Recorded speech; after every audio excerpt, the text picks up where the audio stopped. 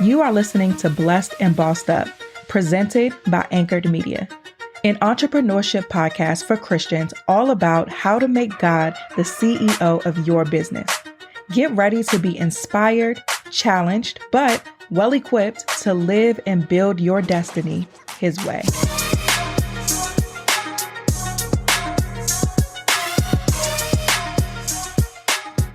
Hey guys, welcome back to another episode of the Blessed and Bossed Up podcast. Let me tell y'all how I have been itching to get to this microphone today.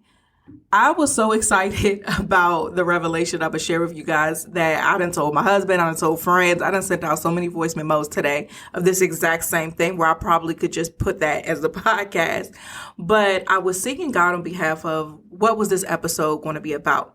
Last week, I told you guys about how I had my time with God about 2023, and I was just venting to Him and sharing with Him just how frustrated I was, even with myself, on how I let my anxiety get the best of me a lot last year. And there have been so many situations that I was worked up over, losing sleep, just in my feelings about, stressed out over, that He worked out by the time the year was over. And I felt foolish for it and a bit of shame. And I was just talking to God about that and how it's just a huge focal point for me this year to not let my anxiety rob me of the joy that I'm supposed to have on the day to day. And that's the thing about this walk, right? We are in bodies, human bodies that do not want to do the work or the will of the Father.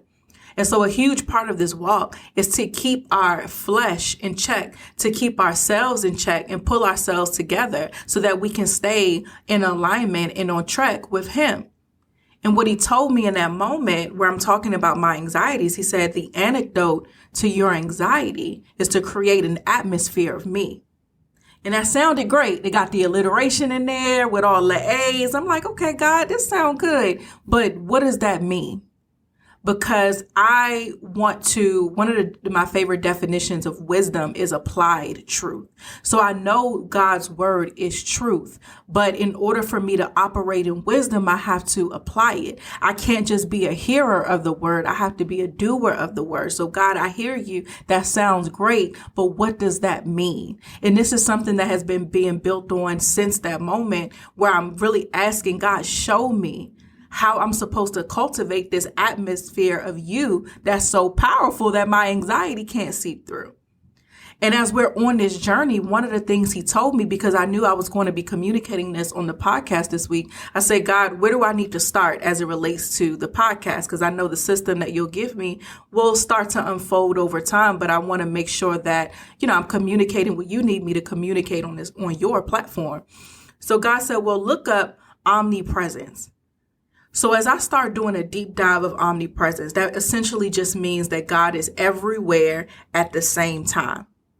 And as I did a deep dive and I'm researching this, what I come across and realize in the revelation that I got is there is a difference between God being omnipresent and the manifestation of God's presence.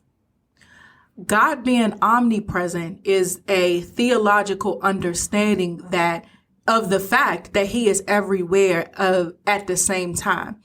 The manifestation of God's presence is an experience that is undeniable, something that even a non-believer can see and know, oh, that's God. That's an experience. We oftentimes confuse them as one and the same. And I believe it does us a disservice because you think that, because I'm not feeling the undeniable, unmistakable manifestation of God's presence, that means God is not here, but that's not true. God is omnipresent, so He's always here. You may just not always be experiencing the manifestation of His presence. So, for example, God was always with Moses. The manifestation of God's presence occurred, one of the many, occurred at the burning bush, where this bush was literally on fire and talking. That is an undeniable manifestation of God's presence. Now, here's the thing. The only one that chooses when and how God's presence is manifested and shown and experienced is God. We can't usher in the manifestation of his presence. We can't cultivate an atmosphere that triggers his presence. We cannot do that. But because he's omnipresent, he's provided us, though, with access to him. So he's in the room, even if he's not interfering. And if he's not interfering, there is a reason for that. For example, I have a son. He's a toddler. I am present. I ain't omnipresent because I can't be everywhere at the same time. But I'm present, right? When I'm in the room with my son, if he's doing something, I may not always interfere to make my presence known. He may be playing with his toys, doing a bunch of things, and may not notice that I'm there, but I'm still there. And I may not make my presence known by saying something, by catching him when he's about to fall, by interrupting or any type of way. I may not make my presence known, but that doesn't make me less there. When my son was learning how to walk, he would pull himself up on things and he would take a couple steps and then he would fall. He would do it again, take a couple steps and he would fall. I would be in the room, so I'm present, but I wouldn't always interfere because he has to learn to get back up and keep trying, to put one foot in front of the other. So my interference may have been a hindrance to him learning how to walk. So there's a method to my lack of action or lack of making myself known in that situation. It's the same thing with us and God. God plays the long game. He plays the eternal game. We're looking short term. We're looking at what we want him to do this year, next year, or in the 100 or so years of our life if we live that long. God plays an eternity game. So if he's not showing himself or if he's not allowing his presence to be manifested at any given moment or to be experienced at any given moment, there is a reason. And this is a tough pill to swallow a lot of the times, especially when you find yourself in tough situations. I remember for me, I talk about this in my book, She is Uncompromising. When I was waiting for God to bless me with a child, I found myself in a lot of difficulties, right? I had recurrent miscarriages. My body was not showing me that it could conceive and carry life to term. And I was believing in God and wanting God's presence to be manifested in this situation by producing a child for me. And one of the most frustrating places that I found myself in as I was waiting for that was, God, I know you as a miracle worker. I know you as a promise keeping God. I can go through the text and see miracles after miracles. I could see how Sarah gave birth to a child in old age. I could see what you did for Hannah. I have evidence that this is slight work for you. So what bothers me and what frustrates me is that you can do this, but you're not. You're here, but you're not intervening. I know you're omnipresent. I understand that, but I'm not seeing the manifestation in your presence by seeing this problem solved for me. And that's a very frustrating place to be in, no matter what it is that you're believing in God for. But it is in those moments where you're not seeing or experiencing his presence that you still have to cultivate an atmosphere of him, right? So as I was waiting to be able to give birth to a child of my own, I had to still create an atmosphere to where I was aware that God could still do this even if he hasn't done it yet. That is an intentional thing, an intentional environment that you have to create. Because otherwise that leaves room for the anxiety to come in, for the enemy to play tricks on you, for opportunities to come in for you to go against your faith and give in to what your flesh wants and the fact that it wants it right now. Now, as I was continuing to do this deep dive, so many things started to click for me, understanding this separation between omnipresence and the manifestation of his presence. I start to realize that joy, this enjoyment, joy that I'm looking for, right? The definition in the Bible of joy is awareness of God's grace. Grace means his unmerited favor, meaning we don't deserve it. So joy is being aware of the favor of God that he gives us even though we don't deserve it. When you look at the definition of faith, faith is confidence in things hoped for, assurance about things unseen. So this walk that we're living in, this life that we're living, it's not about how much we can experience God next or the new miracles, signs, and wonders that we can encounter. It's about walking around in the reality that he's there. And even if he's not making his presence known at that time, that should not rob us of the joy and the contentment that we're looking for. Because joy is not about how his presence can be manifested next. It's about being aware of the favor we already have that we never deserved in the first place. And this was so huge to me because it's so easy to get caught up in what we see, in what we're going through, in how we feel. And if we're not mindful of cultivating this environment of his atmosphere, we'll talk about the practical things in a second. If we're not mindful of how we're cultivating our environment, our anxiety can get the best of us. We can feel boxed in by our situation.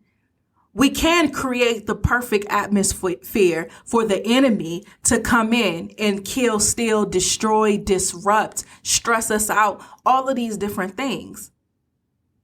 And so as I began to think again practically, because the revelation is great, these aha moments are exciting, but when the dust settles, how is my life going to look differently? How am I going to do what the Lord said of cultivating this environment that will be the cure for my and your anxieties, the things that we worry about, the things that happen in life that stress us out, that cause us strife? And where I really landed was, we can only control what we can control, right? And a part of cultivating our environment is doing just that. And so for me, as I was thinking about the practical, it really just broke down into 3 areas that we need to explore. And when I say explore, what I'm going to go through is simply just some things that I believe you should take to God in your quiet time. I have not solved this today, but this revelation is something I want to share with you. And I want to give you just these 3 areas that I landed on so that as you are spending your time with God, he can begin to show you how you can cultivate an environment or cultivate an atmosphere of him as it relates to your specific life. It's not my job to be the answer to whatever it is that you may be going through, but it's my job to provide you some language, maybe some prayer points and some things that you can take back to God in your time with him, and then he can show you the specifics for your life.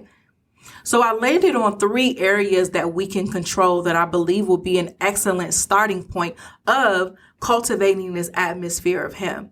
So the first thing would be thinking about what we consume. And I mean this a few ways. So first, let's talk about what we consume as far as what we eat. What you eat can either help or hurt your health. So you're talking about God being a healer and wanting to experience him in the area of our health. One thing that we can control is what we put into our bodies. The definition of atmosphere is the tone or mood of a place. One of the things that affect our mood is food, what we eat. So making sure that the things that we consume and put into our bodies are fueling these temples. Anxiety is a mental thing. So are we eating and consuming things that are beneficial for our brains, for our brain capacity? Or are we doing the opposite? Or are we mad at God for his presence not being manifested in an area that we are actually causing the issue with, that we can control? I remember I told you guys often, or if you watch my YouTube channel, I talked about my diet change over the last year, where I stopped eating meat, I stopped eating dairy, I kept eating seafood. I went to God and I said, God, I'm not feeling great every day. My mind is foggy. My sinuses are acting up every day. So I'm taking Tylenol all the time because my face hurts. My sinus, I'm having all this sinus pressure, a lot of mucus. I'm just groggy. I don't feel good. I'm exercising. It's not adding up. And God began to point out things in my diet. And just that simple change impacted so much about the environment and how I showed up on a day-to-day. So what you consume by what you eat and what you put into your body is important. So go to God and say, Lord, how am I doing your temple a disservice? How is gluttony causing me to not be able to operate in my best state? And not only food, but what you consume as far as even what you listen to, what you look at. There are countless studies out there about how social media, the internet, and just having such immediate access to so much at the same time has a negative impact on our mental health. So what you consume matters. If you're consuming more of the world than the word, then how can you expect to be aware of God's grace and experience that joy? If you're not even, in order to be aware of something, you have to focus on it. We'll get to focus in a second. But if you're consuming more of the world than you are the word, then how in the world can you create an atmosphere of God? Make it make sense, sis. If you know more about what's going on in everybody else's life than you know what the text says, something's wrong. Because when we talk about the separation of omnipresence versus the manifestation of his presence, here's the thing. We have access to God. God is never quiet. We think because we're not experiencing his presence at any given time, that means he's not there. That's not true. That's not accurate. That's just an emotional misconception. Because God is always there. He's never quiet. He's always talking because the word is alive. We have access to the word. God and his word are one. So we can't say that he's silent when we have a book of him speaking 24/7. But if we're not reading it, if we're not consuming it, the life-giving word, if we're not consuming it, we're feeding something. Here's the thing. At any given time, you are feeding something. You're either feeding your flesh or you're feeding your faith. And the output, in my opinion, of what you're experiencing in your life is an indicator of what you're feeding the most. My anxiety and the stresses that I was experiencing was because I was feeding my flesh more than I was feeding my faith. So when it came to things I was believing in God for, or as I was waiting for his presence to be experienced in a certain area, I wasn't able to have joy. I was stressed because I wasn't focused or consuming enough of what I needed to be consuming in order to be able to have the joy that's rightfully mine. I wasn't following the instructions of Philippians 4:6 that tells me to be anxious for nothing. But instead, with prayer, petition, and thanksgiving, submit my request to God, then the peace that surpasses all understanding would be on me. I wasn't doing that. I wasn't following his instruction. I was following my feelings. So in your prayer time, say, God, how is what I'm consuming, what I eat, what I'm listening to, what I'm looking at, how is this helping or hurting my desire to create an atmosphere of you? How is this fueling my faith versus my flesh? Show me myself. I love when God puts a mirror up to me and corrects me because it's an opportunity for me to get it right. It's an opportunity for me to repent and turn away from where I'm getting it wrong and get back into line. The next area that we can control that contributes to this atmosphere is what we focus on. What you focus on magnifies. When you have your phone and you taking a picture, When you want the subject of the photo to be in focus, you click on the face and the phone focuses. So everything around it becomes a little less clear. But what's prominent is the subject that's being focused on at that time. When you have a magnifying glass, what you're focused on is what magnifies, and everything else becomes a bit blurry. So at any given moment, again, the symptoms that you're experiencing, maybe being stressed, being anxious, all of these things, in my opinion, are an indicator of what it is that you're focusing on at that time. So if we cultivate an environment where we're focusing on God and how he's present in every situation, even if he's not actively doing anything, then it'll be a lot easier, to create an atmosphere of him. Something that I used to do that I got away from, that I actually wrote down that I'm going to do, put up in my new office, is just really reminding myself of what God has always done, or already done. Because somebody like me, I'm ambitious. I'm focused on the next goal a lot of the times. I'm always just behind my computer, getting things done, focused on the task at hand. And because I am such a focused person especially on things like work, sometimes that makes me less focused on what God has already done. And so my anxiety or things that come up can maybe stress me out more than they should, because I'm not focused on what's most important, which is, Tatum, God has already done this. So this new thing is slight work. And so I had said, for me, one of the practical things I'm going to do is in my new office, because I'm getting ready to move into Anchor Media Studios, is that I'm going to create like a wall where it's a bunch of pictures of just miraculous things that God has done in my life. Like I'm going to put, I want to do a photo of like when we went on tour. I want to do a photo of like the podcast logo, because to me, this podcast is just like a constant reminder of the goodness of God. Pictures of my family, pictures of my son, so many different things that I'm going to put up, so that when I walk into this place, I understand like, new things that come up are laughable at that point. And so what we focus on matters. The reason why I spend time with God, for me personally, in the morning is because I want to start my day focused on what matters, which is him. I want to read the word and focus on what matters, which is what he has to say. So that when I start answering these emails, or I go into whatever the tasks are at hand, I've already set the tone and the focus on what matters the most. Now, the issue comes in is you start to lose that focus as the day goes on. But some things we can do are, instead of listening to trap music on the way to work, listen to gospel.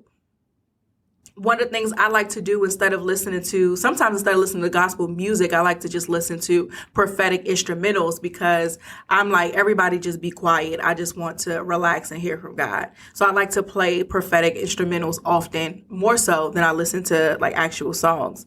But that's just me. Use these apps like this. These have been podcast sponsors, but they're not sponsoring this one, like Abide or Dwell, which are these like meditation, Christian-based apps where you could just play the word. You could play a devotional, even if you're not actively listening to it at that time, just allowing the word to surround you. These are just some ideas. Again, go to God to see how can you create your individual atmosphere when you're focused on him.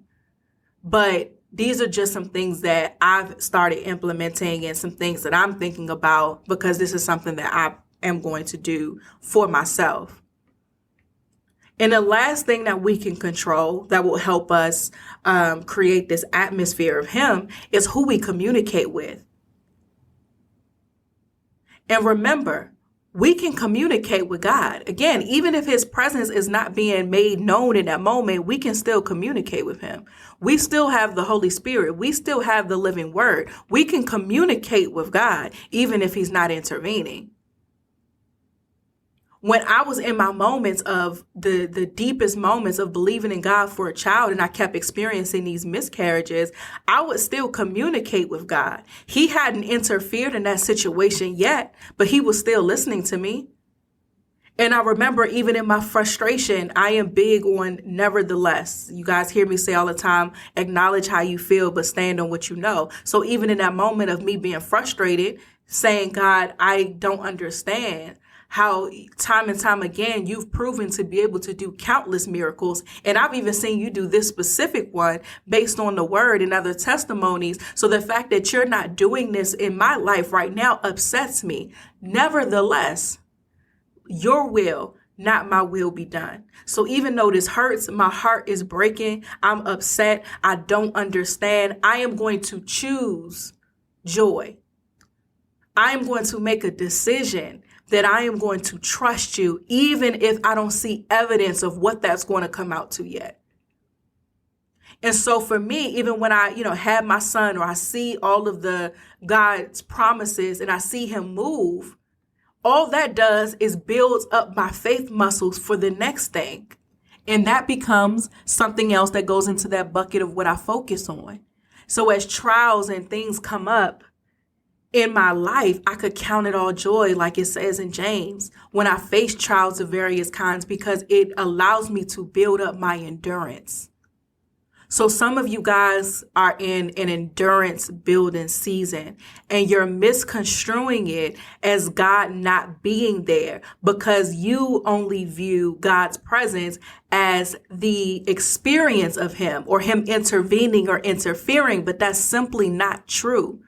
If he doesn't choose to interfere or make his presence known, there is a reason. And what he's trying to get you to do is to trust him, even if it feels quiet or silent, because your feelings are not facts. You may feel like he's not there, but the fact is he's omnipresent. You may feel like he's not talking, but the fact is he left you his word, which means that he and his word are one, and the word is alive, which means this ain't no past stuff that is not relevant today. It's text in context and instructions and wisdom that you can tap into right now.